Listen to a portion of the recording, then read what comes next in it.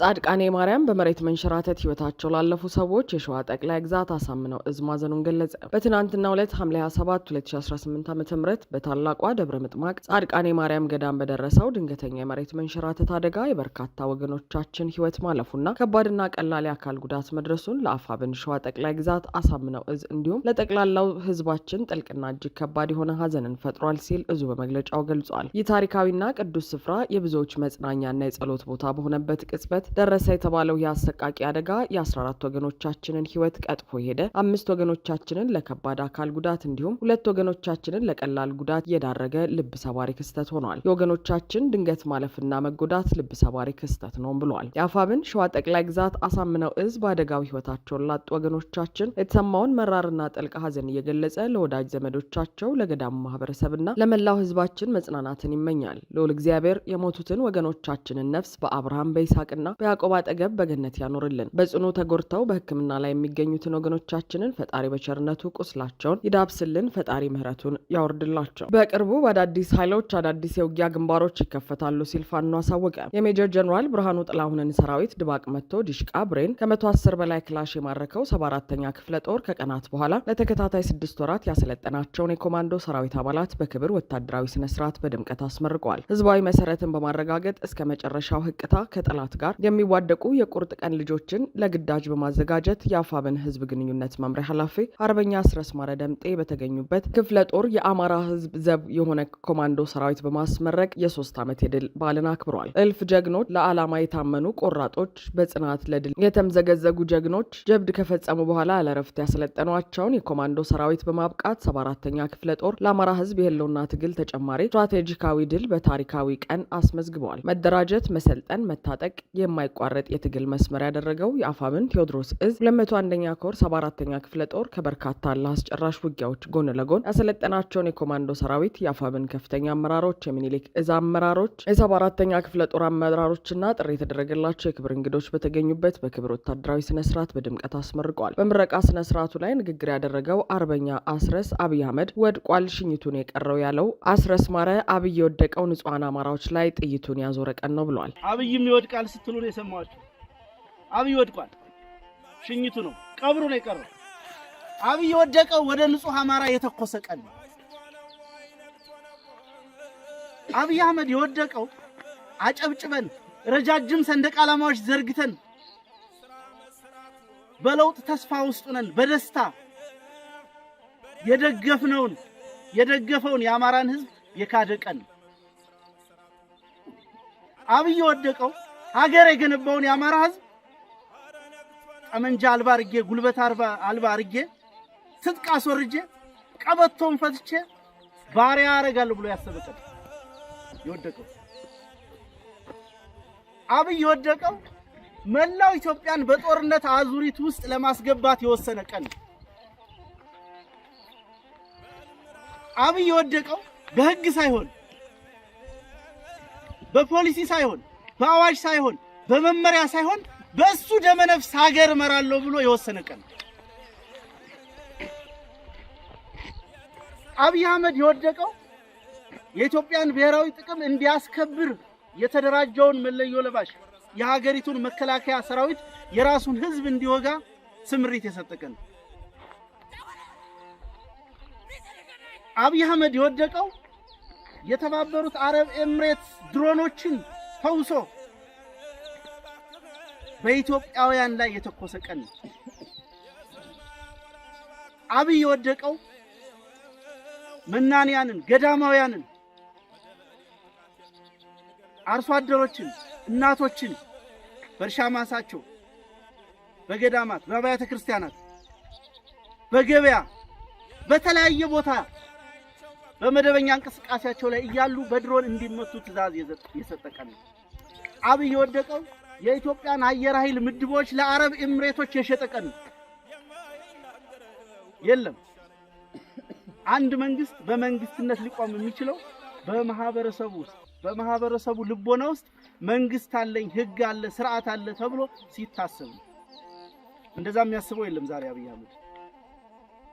አብይ አህመድ ከፋፋይ ነው ያለው አርበኛ አስረስ ከሰሞኑ እንኳን ባደረገው ንግግር አማራው ከትግሬው ጋር ከኦሮሞ ጋርና ከሌሎች ህዝቦች ጋር እንዳይሰራ ሲከፋፍል ነበር ብሏል። ከሰሞኑ እንኳን የሚናገራቸው ነገሮች አይታችሁ እንደሆነ አማራው አንድ የኃይልና የፖለቲካ ማዕከል እንዳይኖረው፣ አማራው ከሌላው ህዝብ ጋር እንዲጋጭ፣ ትግሬው ከአማራው ጋር አንድ እንዳይሆን፣ ኦሮሞ ከአማራው ጋር አንድ እንዳይሆን ሲሰራ ሲናገር ሲያቅድ ነው የምታዩት። የቀረው ሽኝቱ ነው። እንደናንተ አይነት አዲስ ጉልበት አፍላ ወጣት ፖለቲካ የታጠቀ ሐሳብ የታጠቀ ጠመንጃ የታጠቀ ሰራዊት በተከታታይነት በሚያደርገው ዘመቻ ሙሉ በሙሉ ሽኝቱ ይጠናቀቃል። አርበኛ አስረስ በአገዛዙ መወገድ ላይ የማያወላውል አቋም ካላቸው ኃይሎች ጋር አገዛዙን እናስወግዳለን ያለ ሲሆን በቅርቡ አዳዲስ ግንባሮች በአዳዲስ ኃይሎች ይከፈታሉ ብለዋል። የጦርነቱ መልክና ገጽታም ፈጽሞ ሊቀየር ይችላል ያለው አስረስ በኢትዮጵያ ህልውና ላይ የጸና አቋም ካላቸው ኃይሎች ጋር ይህን አገዛዝ ለማስወገድ በትብብር እንሰራለን ሲል ገልጿል። ከዓመታት በኋላም ቢሆን ብቻችንን ይህንን ግዙፍ ኃይል ተዋግተን ለረጅም ጊዜ ሰርቫይቭ ካደረግን በኋላም ቢሆን አሁን ላይ ጦርነቱን ሌሎች ኃይሎችም የመቀላቀል አዝማሚያ እያሳዩ ነው። በቅርብ ቀን አዳዲስ ግንባሮች ሊከፈቱ ይችላሉ። የጦርነቱ መልክና ገጽታ ሊቀየር ይችላል። አገዛዙን ከሚዋጉ በተጨባጭ በአገዛዙ መወገድ ላይ በብልጽግና መወገድ ላይ የማያወላዳ አቋም ያላቸው ጋር እና በኢትዮጵያ ሁለንተናዊ ህልውና ላይ የጸና አቋም ካላቸው ጋር ተባብረን ይህን አገዛዝ ለማስወገድ ቆርጠን የተነሳንበት ወቅት ላይ ነው የምንገኘው። የማንነታችንን፣ የወሰኖቻችንን፣ የርስቶቻችንን፣ የአጽመ ርስቶቻችንን ዕጣ ፋንታ በመወሰን ረገድ ዛሬ ላይ ትልቅ ወደ ግራም ወደ ቀኝም ማድረግ ማበላሸትም ማጽናትም ማቅናትም የመቻል እድል የተፈጠረለት አብይ አህመድ መንበረ መንግስቱን ስለያዘ ነው።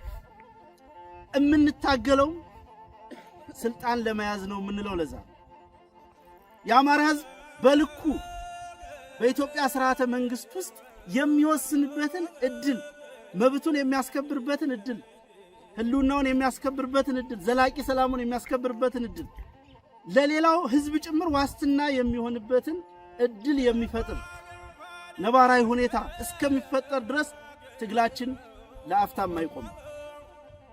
እዚህ ዙሪያችን የከበበውን መከላከያ ሰራዊት በመግደል በማስወገድ ብቻ አይደለም የኛ ትግል የሚቆመው። የኛ ትግል መቋጫው ሁሉም ኢትዮጵያውያን በሰላም የሚኖሩባት፣ የአማራ ህዝብ ጣፋንታ በልጆቹ የሚወሰንባት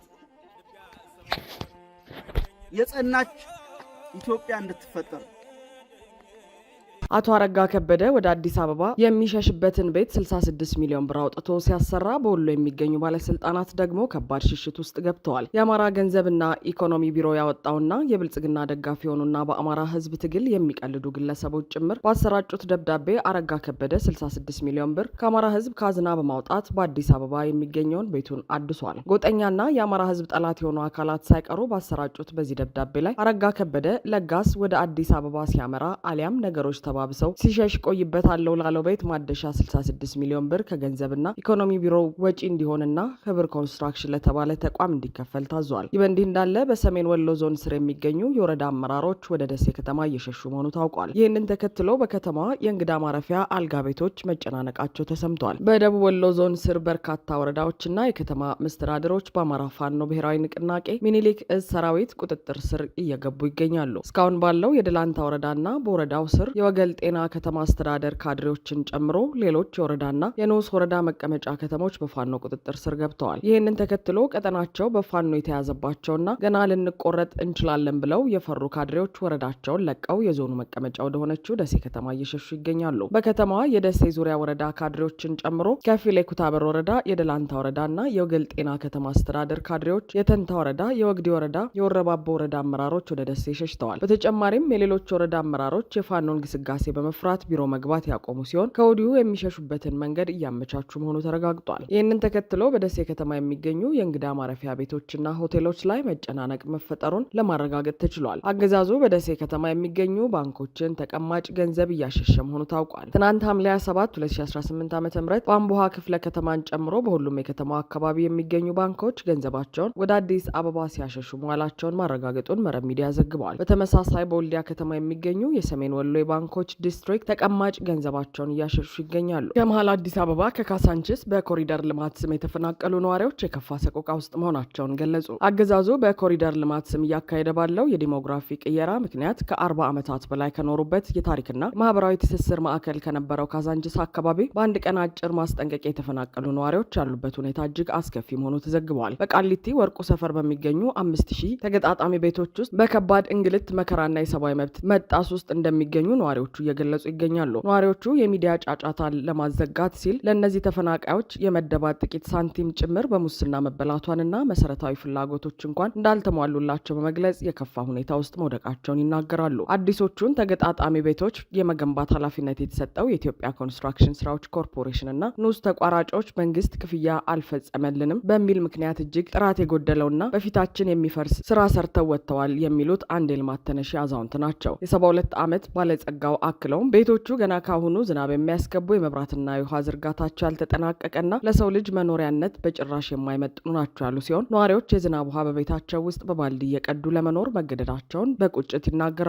ከቤት ጥራት መጓደል በተጨማሪ አካባቢው የመሰረተ ልማት ችግር ሌላው አስከፊ ፈተና ሆኖባቸዋል። ወደ ሰፈሩ የሚያስገባው መንገድ ሙሉ በሙሉ በመበላሸቱና በጭቃ በመሸፈኑ ምክንያት ተሽከርካሪዎች የሚሰበሩበት፣ ህጻናትና አረጋውያንን ጨምሮ ነዋሪዎች ወጥተው መግባት የማይችሉበት አሰቃቂ ሁኔታ ተፈጥሯል የሚሉት ሌላው የቀድሞ የካዛንችስ ቀደምት ነዋሪ ናቸው። ይህንኑ ምሬትና እንግልት ለክፍለ ከተማ አመራሮች ያቀረቡት ነዋሪዎች ለችግራቸው አፋጣኝ መፍትሄ ከማግኘት ይልቅ ለልማት ተባባሪ አይደላችሁም የሚል ውንጀላና ከንቲባዋ ቤቶቹን ልትመርቅ ስትመጣ ይሰራላቸዋል የሚል የፌዝ ምላሽ እንደተሰጣቸው ገልጸዋል። በሺዎች የሚቆጠሩ ተጨማሪ ቤቶች ተሰርተው እስኪያልቁ ድረስ በዚህ አሰቃቂ ሁኔታ ውስጥ እንዴት መቆየት እንደሚችሉ ግራ መጋባታቸውን ገልጸዋል። አብይ በሁለት አበይት ምክንያቶች በመሀል ከተማው የኮሪደር ልማትን በሽፋንነት በመጠቀም ነባር ነዋሪዎችን እያፈናቀሉ ነው። አንደኛው ምክንያት የዲሞግራፊ ቅየራ ሲሆን፣ ሌላኛው ደግሞ የመሀል ከተማዋን ቦታ በውድ ዋጋ ለተባበሩት አረብ ኤምሬቶችና ለሌሎች ባለሀብቶች ለመሸጥ በማለም ነው። በዚህም የሌሎች አካባቢዎችና የካዛንችስ ነዋሪዎች ያለበቂ ካሳና ዝግጅት ወደ ከተማዋ ዳርቻዎች መወርወራቸው ማህበራዊና ኢኮኖሚያዊ ቀውስ ፈጥሮባቸዋል። ለ40 ዓመታት ከኖሩበት ሞቅ ያለ ቤታቸው በድንገት ተነስተው ኃላፊነት በጎደለው ሁኔታ ወደዚህ አካባቢ መወርወራቸው በእጅጉ እንዳሳዘናቸው ነዋሪዎች ይናገራሉ።